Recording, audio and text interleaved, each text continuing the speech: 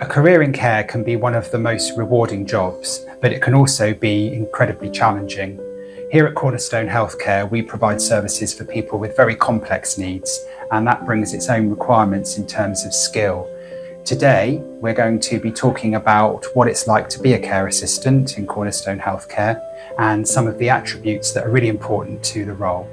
So hello and welcome. Hello. Thank you for being with us. No problem. So could you just start by telling us a little bit about you and how long you've been here? So my name is Emily. I've been here since July of 2025. I started as a kitchen porter, and then in October I went over to do being a healthcare assistant. I love it. I really enjoy it. We do care for people with a lot of complex needs, but I feel a lot of fulfillment in this role. It's very emotionally gaining, for sure. What made you decide to want to change from being working in the kitchen to working in care? How did that decision come about? What was going on? So I actually came to Cornerstone wanting to be a carer, but I thought that I needed qualifications and everything like that. But it wasn't until I had a conversation with Bart. He said that I didn't need qualifications and that just start as a KP just for a little bit to get your foot in the door and so you can learn about Cornerstone, and then we will transfer you over to being a HCA, and I was absolutely delighted. Brilliant. Okay, that's brilliant. And do you know when you first felt as though you wanted to work in care or be a care assistant? It's a bit of a personal story. So last year in May, I lost my granddad, and I feel as though I just wanted to. He was in a home as well, and I wanted to become someone who families can rely on to take care of their loved ones, because I relied on other people to take care of my granddad. So it was definitely after that I knew exactly that I wanted to do caring for sure. Oh, Emily, thank you for sharing that. I'm sorry for you losing your granddad. One of the things about working in Cornerstone services and here at South Africa Lodge is the people that we look after do have really complex and sometimes challenging needs. And if you're coming to work here, that can be quite scary or overwhelming.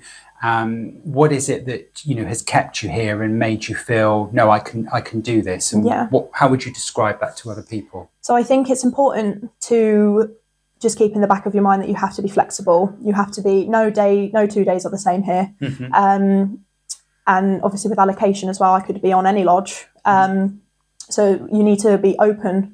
And you need to always have an open mind about who you're going to meet, who you're going to see, what needs they might need. But what keeps me here is the residents. I just have this thing in my head where I can't let them down. And I always think in my head, like, none of my issues will ever be bigger than theirs. So I always show up for them every time.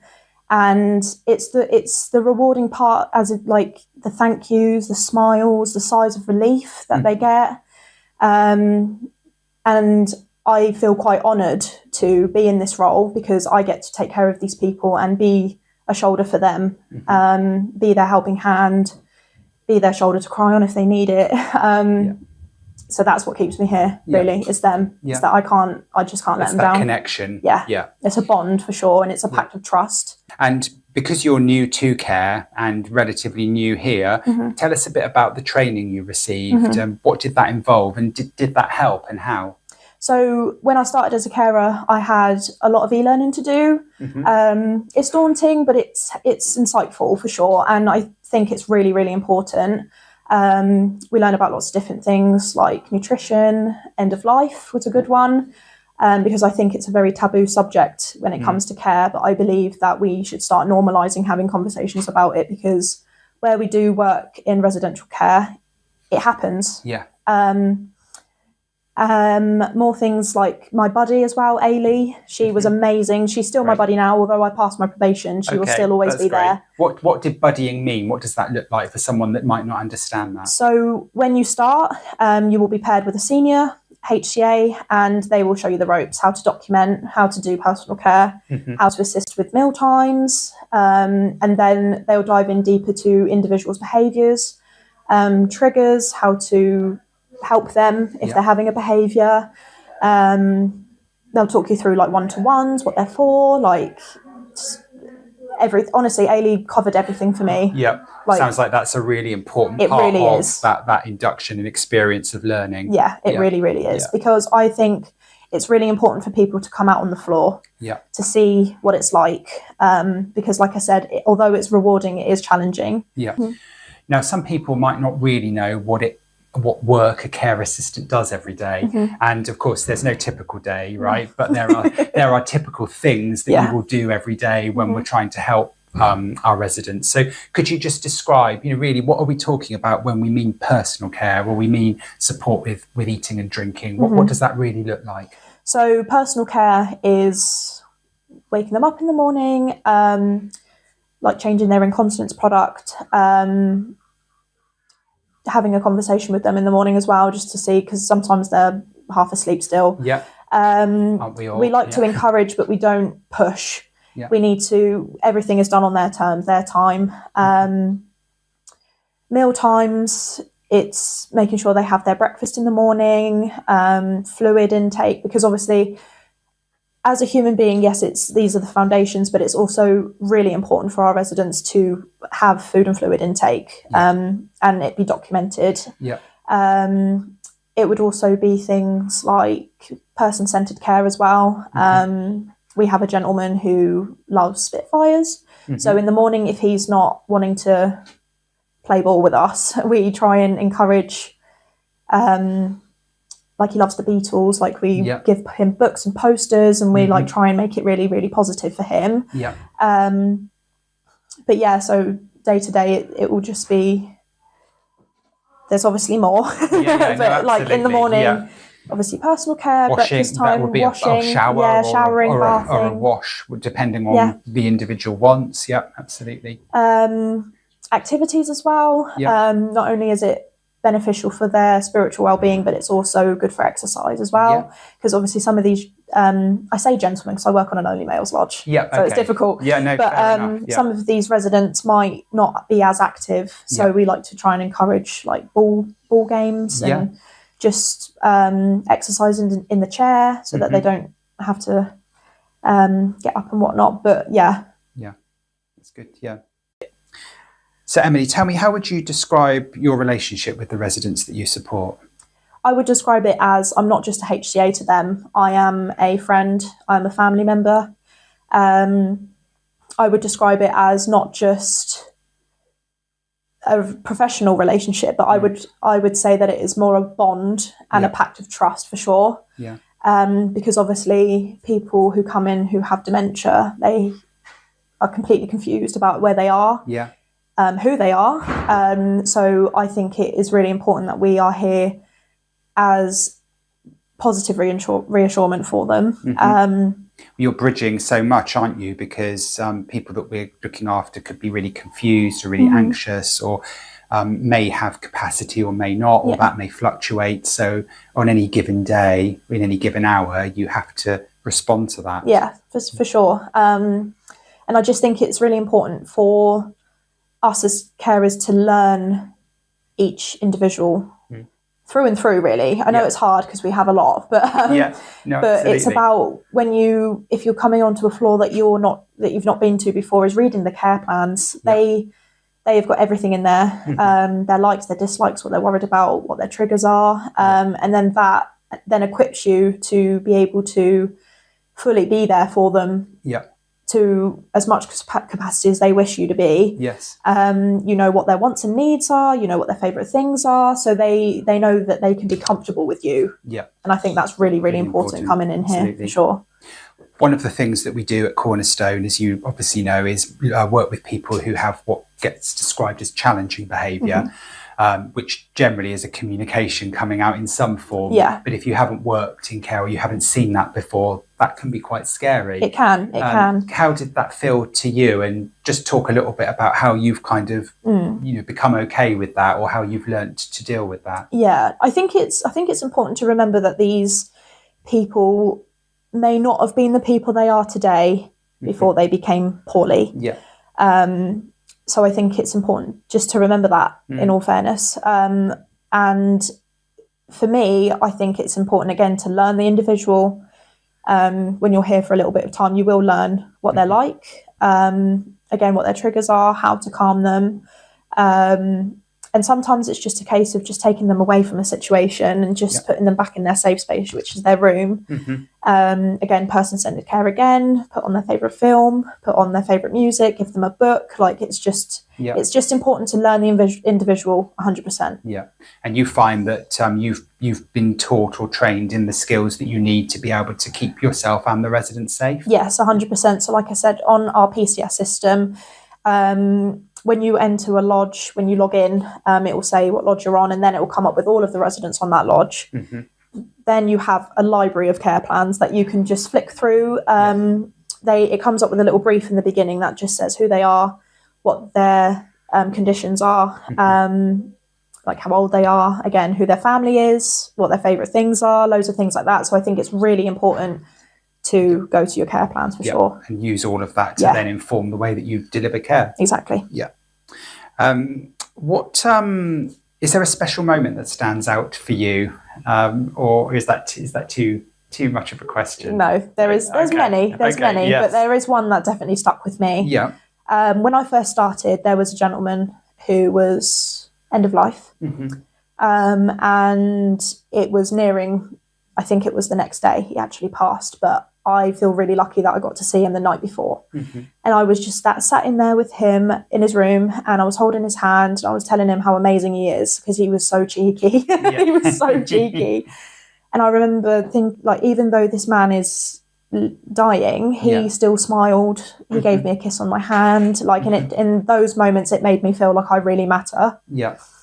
That's really beautiful. Yeah. And what a privilege to be able to do that. And I hope you feel proud of yourself. I do. Good. Yeah. Because I wear this role as a badge of honour. Honestly, it's not a job to me. Yeah. It's a duty.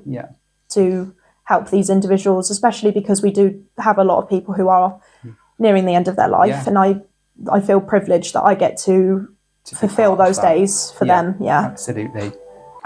What skills do you think make a really successful healthcare assistant? Really, at the forefront, you need to have a heart, honestly, because being a carer, you could have years of experience as being a carer in multiple care homes, but if you don't have it in here, it doesn't matter. Yeah. That definitely is the big one for me. But I believe that also being respectful to others, yourself as well. You always have to take care of number one, because if you're not right in here, then how are you going to give it to somebody else? Bring your best, can you? And be your best. Open.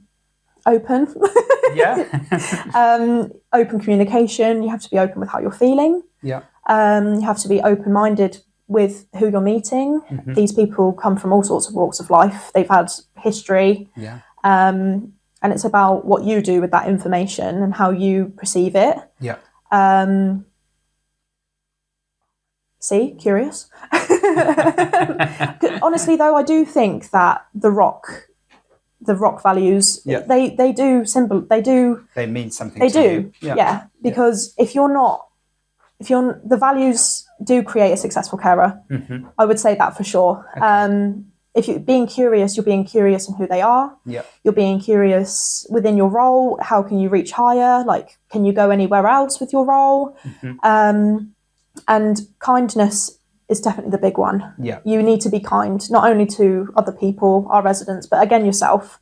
Because this role is very challenging. It's very emotionally challenging. So you for sure need to take care of number one, 100%. Because like I said, if you're not right up in here, then how are you going to look after somebody else? Do you know what I mean? I absolutely do, And do you think that that there's enough wellbeing support from the organisation, or do you think there are other things that would be useful that we could do to help people to feel, as good as they can and should be? No, I do think there is, because obviously we have our private like mental health people we can go to, but we've also got Wayne, we've got our clinical manager, mine's Alina. Her door's always open. We've got our team, honestly. in rows, I'm going to say this, because we are a family. Yeah, we've got each other's backs 100%. If one of us is not feeling 100%, we always work around each other to try and make sure that everybody's comfortable with what we're doing. But we also take time to have conversations with each other about what's going on, whether that's personal, whether that's work. We just have to be there for each other because, like I say, this role is very challenging and it can take a big toll on your mental health. But I think it's important for people to remember that what we're doing is important for other people, for sure. Absolutely. And teamwork and that culture of team, that really is important, isn't it? Because when you have a bad day, which you inevitably will, you need the team around you, don't you, to manage really difficult situations. So on your tough days, what motivates you to keep going? Again, my residents. Like I said previously, my issues will never be as big as theirs. And if I'm going to be really honest, this job has had a really positive impact on my mental health. I feel like I have purpose in life to help these people. And that's what motivates me. I just will always show up for them, always. And I'll always have their best interest at heart, constantly.